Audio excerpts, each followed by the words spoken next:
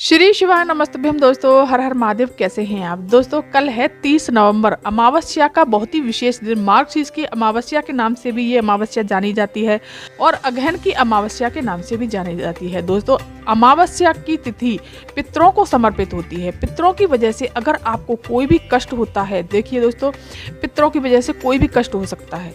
रोग बीमारियां भी आपके घर आ सकती हैं, धन संपदा से भी आपके यहाँ दिक्कत हो सकती है, व्यापार से भी दिक्कत हो सकती है, कलह भी हो सकती है आपके यहाँ। अगर कोई भी दिक्कत होती है तो अवश्य पर ये उपाय जरूर करने चाहिए। दोस्तों, पूज्य गुरुदेव पंडित प्रदीप मिश्रा जी की कथा से सुन करके और समझ करके बहुत ही सुंदर से 4 उपाय लेकर के आई हूँ पितृ अमावस्या के।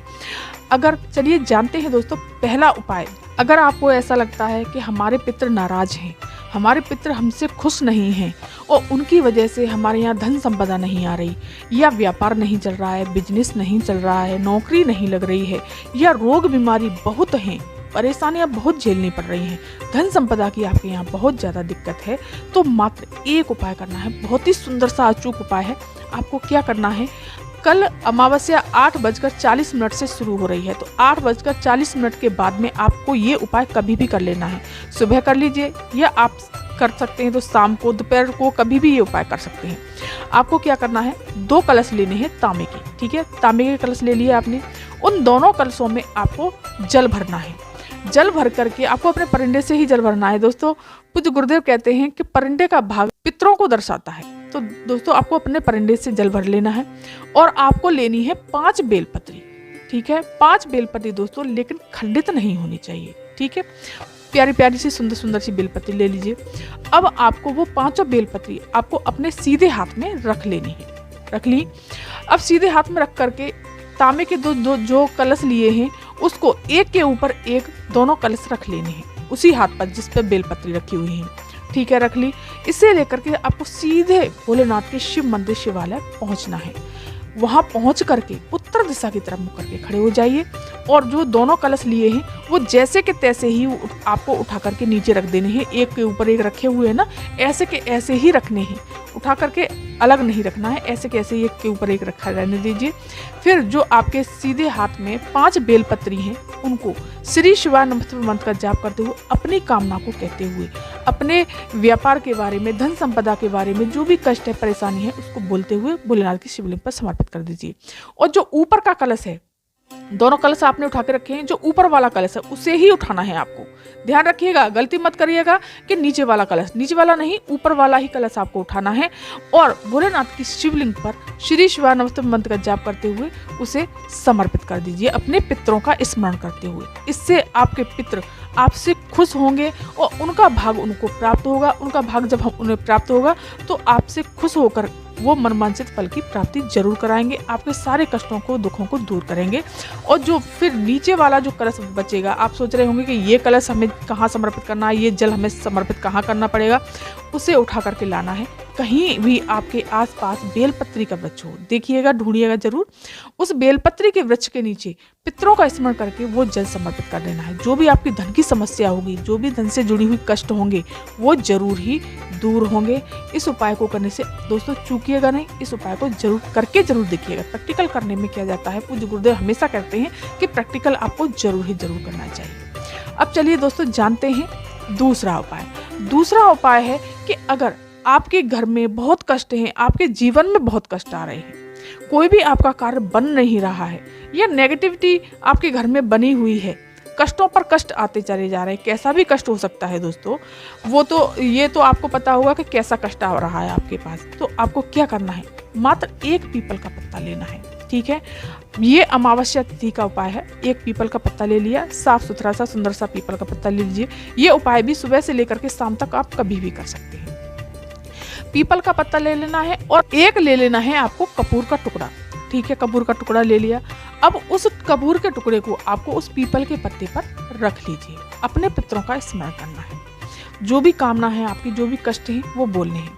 और उस पत्ते को, कपूर के टुकड़े को रख करके आपको प्रत्येक कमरे में घूमना है, हॉल में घूमना है, रसोई में घूमना है, हर जगह घूमना है। सिर्फ वॉशरूम को छोड़ करके हर जगह घूम लेना है। घूम करके आपको अपने आंगन में, अपने बीचों बीच आंगन में उस पत्ते को रख लेना है और रख करके उस कपूर के टुकड़े को जला देना है अपने पितरों का स्मरण करके। कैसी भी परेशानी होगी, कितना भी बड़ा कष्ट क्यों ना हो, निश्चित ही आपके पितृ उस कष्ट को दूर करेंगे और आपकी कामना को पूरा जरूर करेंगे।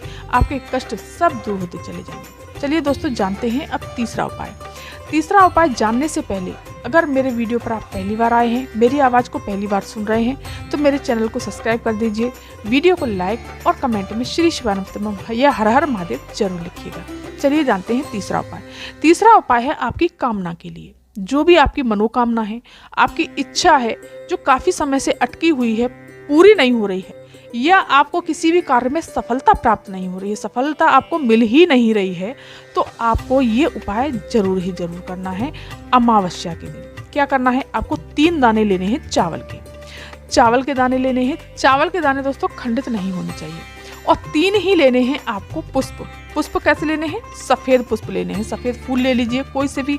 देखिए, सदाबहार के फूल भी मिल जाते हैं आपको, अपराजिता के फूल मिल जाएंगे आपको, या कोई भी अन्य सफ़ेद पुष्प ले लीजिए, फूल ले लीजिए। फिर आपको उन 1 कटोरी ले लेनी है, स्टील की ले लीजिए, जो भी आपके पास पात्र हो वो ले लेना है, और उसमें 1 चावल का दाना डालना है। तब बोलना है मैना। फिर दूसरा चावल का दाना है धनिया। फिर तीसरा चावल का दाना उस कटोरी में डालना है कला। मैना, धनिया, कला के नाम से तीनों चावल के दाने डाल लेने हैं। अब 3 सफ़ेद पुष्प बचे आपके पास। अब तीनों सफ़ेद पुष्प एक नाम से, मैना के नाम से दाना डालना है उस कटोरी में, फिर धनिया के नाम से डालना है उस कटोरी में, फिर कला के नाम से उस कटोरी में तीसरा सफ़ेद पुष्प रख देना है।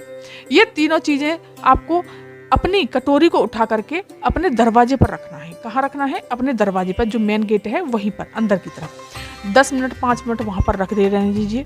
फिर उसके पश्चात आपको 1 लोटा ले लेना है जल का। तांबे का कलश भर लीजिए, उस कलश को ले जाना है, और उन तीनों चीज़ों को, चावल और सफ़ेद पुष्प को अपने सीधे हाथ में रख करके आपको सीधे देवादेव महादेव के शिव मंदिर शिवालय पहुंच जाना है। वहां पहुंच करके सबसे पहले आपको जल समर्पित कर देना है श्री शिवानंद मंत्र का जाप करते हुए भोलेनाथ की शिवलिंग पर। और जो भी आपकी कामना है, अपने सीधे हाथ में वो पुष्प और चावल के दाने जो रखे हुए हैं सीधे हाथ में रख करके नंदी से आपको वो टच कराना है। वो तीनों चीज़ें टच करा करके अपने पितरों का स्मरण करना है, अपनी कामना को कहना है, और फिर उन तीनों चीज़ों को आपको माता अशोक सुंदरी के स्थान पर, कहाँ समर्पित करना है दोस्तों? माता अशोक सुंदरी के स्थान पर अपनी कामना को कहते हुए, जो भी कामना है आपकी, बोलते हुए माता अशोक सुंदरी के स्थान पर समर्पित कर दीजिए और प्रणाम करके सीधे घर चले आइए। दोस्तों, कैसी भी आपकी कामना होगी, पितर आपसे खुश होकर के आपकी कामना को शीघ्र से शीघ्र पूरा करेंगे। भोलेनाथ की आप पर कृपा हमेशा हमेशा बनी रहेगी। दोस्तों, बहुत ही सुंदर उपाय करके जरूर देखिएगा। अब चलिए दोस्तों, जानते हैं चौथा उपाय। चौथा उपाय है कि अगर आप अपने परिवार की सुख शांति चाहते हैं और परिवार में लड़ाई झगड़े हो रहे हैं, उसके लिए भी सुख शांति चाहते हैं, तो आपको 1 दीपक लगाना है। 1 दीपक आपको, देखिए दोस्तों, आपको दीपक, पितरों के लिए हमेशा लंबी बाती का दीपक लगाया जाता है, तो आपको 1 मिट्टी का दीपक ले लेना है। मिट्टी का दीपक ले लिया। अब उसमें आपको भर लेना है घी। घी भर करके उसमें लगानी है लंबी बाती। लंबी बाती लगा करके आपको अपने परिंदे के पास में, जहाँ आप अपने पानी का मटका भर के रखते हैं, या आपका आरओ लगा हुआ है, या जहाँ आप अपनी बाल्टी भर करके रखते हैं, वहाँ पर उस दीपक को, थोड़े से चावल के दाने वहाँ रख करके उस दीपक को वहाँ प्रज्वलित कर देना है, और दक्षिण दिशा की तरफ उसका दीपक की बाती का मुख रख देना है। मुख करके इधर करके लगा दीजिए और पितरों को प्रणाम करना है। जो भी आपकी समस्या है वो बोल देनी है। सारे कष्ट, दुख, तकलीफ, जो भी परेशानी होगी इस दीपक को लगाने से जरूर ही जरूर खत्म हो जाएगी, और आपके घर में सुख शांति जरूर आएगी। तो दोस्तों, ये थी जानकारी आज की। अगर ये वीडियो, ये जानकारी आपको पसंद आई हो तो मेरे चैनल को सब्सक्राइब कर दीजिएगा, वीडियो को लाइक और कमेंट में श्री शिवानंद हर हर महादेव जरूर लिखिएगा। धन्यवाद।